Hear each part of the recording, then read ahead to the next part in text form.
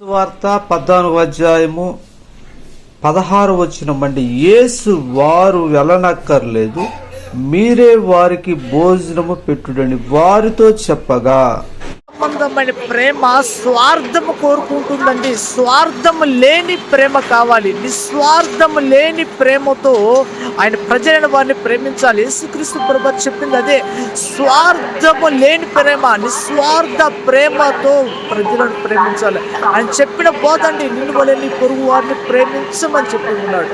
ఆ బోధ అనేది కావాలి. నిస్వార్థం, ఏది ఆశించకుండా ప్రేమించటమే అది నిస్వార్థమైన ప్రేమ. అల్లడిల్లే తల్లి కన్నా మించి ప్రేమించి తనువు తీరే వరకు నన్ను విడువలేనంది.